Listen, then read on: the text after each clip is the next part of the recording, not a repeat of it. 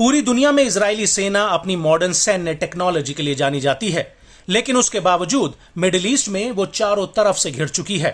और इस कड़ी में ईरान और हिजबुल्ला ऐसे दो किरदार हैं जो इजराइल के अस्तित्व के लिए खतरा बनते जा रहे हैं।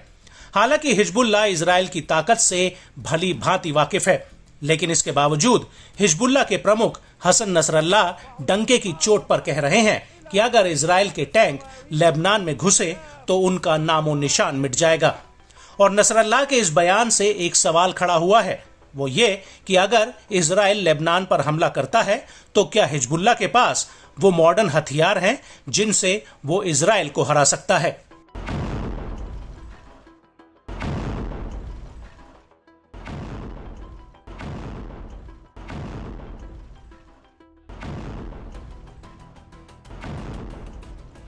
तो आपको बता दें कि कुवैत के न्यूज़पेपर अल जरीदा ने अपनी एक रिपोर्ट में एक बड़ा खुलासा किया है। अल जरीदा का कहना है कि ईरान की कुद्स फोर्स ने हिजबुल्ला समेत मिडिल ईस्ट में अपने प्रॉक्सी संगठनों को इलेक्ट्रोमैग्नेटिक ऑर्डिनेंस यानी इलेक्ट्रोमैग्नेटिक बम सप्लाई किए हैं, जिनसे इजराइल के लिए बचना नामुमकिन हो जाएगा। और अगर ये बात सच होती है तो इजराइल के लिए ये परमाणु खतरे के बराबर हो सकता है।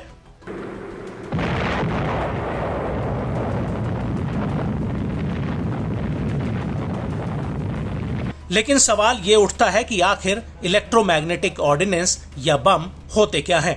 तो आपको बता दें कि ये एक ऐसा हथियार या विस्फोटक है जो इजराइल के संचार तंत्र और रेडार को बंद कर सकता है।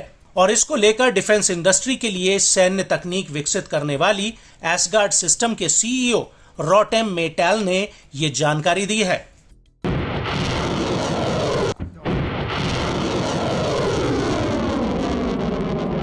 और इस इलेक्ट्रॉनिक ऑर्डिनेंस को लेकर रोटेम ने अल जरीदा से कहा कि कल्पना करें कि जिस इमारत में आप रहते हैं उसमें बिजली गिरती है।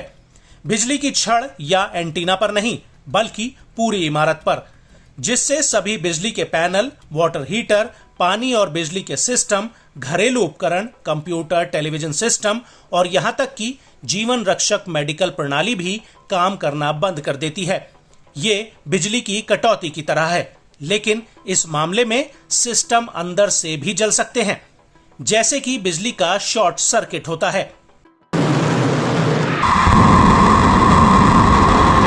रोटम ने अपने बयान में आगे कहा कि इलेक्ट्रोमैग्नेटिक ऑर्डिनेंस का सबसे ज्यादा खतरा सैन्य अड्डों, रणनीतिक ठिकानों, डिसैलिनेशन सिस्टम और इजराइल के पावर ग्रिड पर है। हालांकि यह ठीक ठाक कहना असंभव है, क्योंकि इतिहास में अभी तक ऐसे हथियार का इस्तेमाल नहीं हुआ है और इसे बनाने के लिए कोई स्रोत या संदर्भ उपलब्ध नहीं है। और बड़ी बात यह है कि जब रोटम से पूछा गया कि यह हथियार किसी इलेक्ट्रिक लहर या पारंपरिक हथियार और रॉकेट की तरह है, तो उन्होंने जवाब दिया कि यह कम ऊंचाई पर उड़ने वाला एक ड्रोन हो सकता है। यह बिल्कुल हूती द्वारा अपग्रेड किए गए समद 3 ड्रोन की तरह हो सकता है, जिसने तेल अवीव में अमेरिकी दूतावास के पास हमला किया था। और सिर्फ गन पाउडर के साथ काइनेटिक वॉरहेड के बजाय ड्रोन के सामने वाले हिस्से पर इलेक्ट्रोमैग्नेटिक पल्स को सक्रिय तंत्र को लगाया जा सकता है, जो ड्रोन की उड़ान और टारगेट के संपर्क में आने के बाद सक्रिय हो सकता है।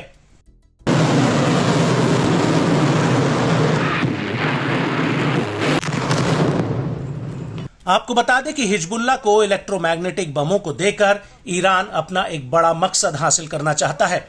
ईरान इजराइल के खिलाफ 2 नए फ्रंट खोलना चाहता है। अगर इजराइल लेबनान पर आक्रमण करता है तो वो गोलन में सीरियाई प्रतिरोधियों को इजराइल के खिलाफ लामबंद करेगा और इससे गलीली फ्रंट पर भी एक नया मोर्चा खुल जाएगा। और ऐसा करके ईरान इजराइल के लिए खतरा पैदा करना चाहता है। हालांकि अल जरीदा का कहना है कि उसे सूत्रों ने बताया कि हिजबुल्ला के पास पहले से ही ऐसे बम और मिसाइलें हैं जो इलेक्ट्रोमैग्नेटिक हथियार लेकर जा सकते हैं। और ईरान की रेवोल्यूशनरी गार्ड फोर्स ने बीते दिनों इन बमों को हिजबुल्ला को डिलीवर किया है। इसके अलावा ईरान ने हिजबुल्ला को पहले से ही ऐसे हथियार दिए हैं जिनका ट्रायल के तौर पर इस्तेमाल हिजबुल्ला इजराइल पर कर रहा है। और इसका एक डेटा बैंक भी बन रहा है, जिसमें ये जानकारी इकट्ठा की जा रही है कि कौन से हथियार इजराइल के एयर डिफेंस सिस्टम को भेज सकते हैं। और अगर ये दावे सच हैं तो आने वाला वक्त इजराइल के लिए किसी बड़े खतरे से कम नहीं है। आपको बता दें कि हिजबुल्लाह के तरकश में कई तरह के heavy bomb, rockets, ballistic missile, anti aircraft, anti tank और एंटी शिप मिसाइलें हैं। हिजबुल्लाह के पास फलक 1 और फलक 2 अनगाइडेड रॉकेट्स हैं जिनकी रेंज 11 किलोमीटर है। हालांकि हिजबुल्लाह के कुछ रॉकेट्स एकदम सटीक हमला नहीं करते और इनमें 3 किलोमीटर तक की गलती हो सकती है। इसको लेकर लेबनानी सेना के रिटायर्ड जनरल और मिलिट्री एनालिस्ट खलील हेलौर का कहना है कि हिजबुल्लाह के पास ईरान की बैलिस्टिक मिसाइलें हैं जिनका इस्तेमाल होना अभी बाकी है।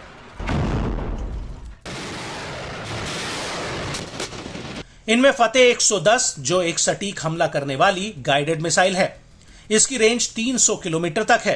ये तेल अवीव और यरूशलेम तक आसानी से पहुंच सकती है। वहीं कंट्रोल रिस्क कंसल्टेंसी के एसोसिएट एनालिस्ट डायना एरागजी का कहना है कि साल 2006 में कथित रूप से हिजबुल्लाह के पास 15,000 रॉकेट्स थे, जबकि अनाधिकृत अधिकारियों के अनुमान ये संकेत देते हैं कि हालिया दिनों में हिजबुल्लाह ने इस संख्या में 10 गुना ज्यादा बढ़ोतरी की है। बड़ी बात यह है कि हिजबुल्लाह के पास रॉकेट्स के अलावा हजारों की संख्या में कामिकेज ड्रोन हैं जो बेहद ही कम ऊंचाई पर उड़ान भर सकते हैं। और हाल ही में हिजबुल्लाह के 2 ड्रोन्स ने इजराइल के तमाम सैन्य अड्डों का वीडियो रिकॉर्ड किया था जो बेहद ही कम ऊंचाई पर उड़ते हुए इजराइल में घुस गए थे। वहीं सैनिकों की बात की जाए तो हिजबुल्लाह एक बार में 1 लाख से ज्यादा लड़ाकों को लामबंद कर सकता है जो इजराइल के लिए एक बड़ी चुनौती हो सकते हैं।